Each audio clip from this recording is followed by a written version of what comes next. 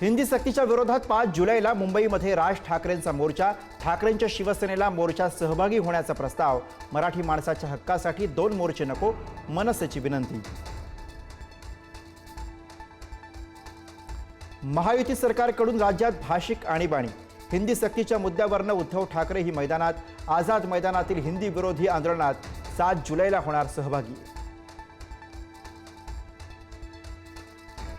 राज ठाकरेंच्या आंदोलनास वकील गुणरत्न सदावर्ते यांचा विरोध, सदावर्तेंकडून पोलीस महासंचालकांकडे तक्रार। तुझ्या आईबापाला लोणीकर पगार देतो, शेतकऱ्यांना उद्देशून बबनराव लोणीकरांचं वादग्रस्त वक्तव्य, मुख्यमंत्री फडणवीसांनी कान टोचल्यानंतर मागितली माफी, मात्र तरीही तोरा कायम।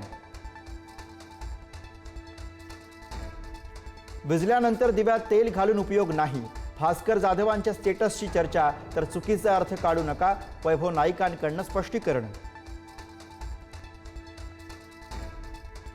रायगडच्या पालकमंत्री पदावरून रस्सीखेच सुरूच, आदिती तटकरेस रायगडमधील जनतेच्या मनातील पालकमंत्री, अनिकेत तटकरेंचं वक्तव्य, 75% लोकांच्या मनात भरत शेठ हे नाकारता येत नाही, गोगावलेंचा टोला।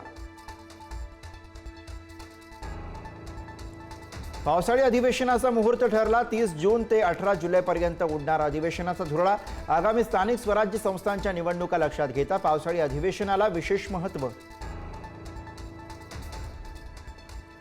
झिशान सिद्दीकी यांचा पाठलाग करणाऱ्या संशयित व्यक्तीला पोलिसांनी घेतलं ताब्यात, पोलिसांकडून व्यक्तीची कसून चौकशी सुरू।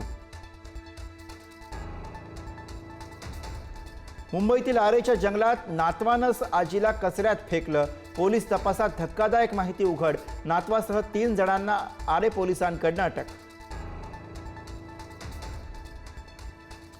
8वीच्या विद्यार्थ्याकडून 10वीच्या विद्यार्थ्याचा खून, नगरच्या शाळेतील धक्कादायक प्रकार, क्रिकेटचा वाद मर्डरपर्यंत पोहोचला।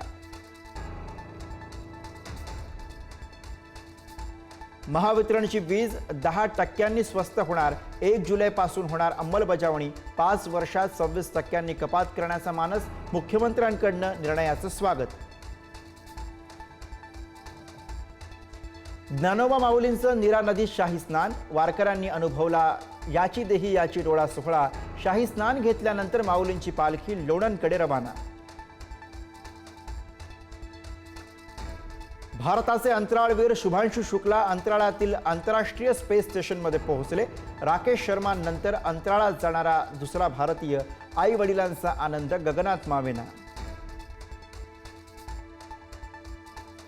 पुण्याच्या आंबोली ग्रामपंचायतीच्या सरपंच पदाच्या विजयाचा हटके जल्लोष, सरपंच पतीला थेट खांद्यावर उचलून गावभर मिरवलं, व्हिडिओ व्हायरल। हिमाचल प्रदेशमध्ये ढगफुटीमुळे विध्वंस, कुल्लू आणि कांगडा जिल्ह्यामध्ये 4 ठिकाणी ढगफुटी, बियास नदीनं धारण केलं रौद्ररूप, पार्वती खोऱ्यामध्ये कार पुराच्या पाण्यात बुडाल्या, पुरात अनेक जणांचा मृत्यू, अनेक जण बेपत्ता।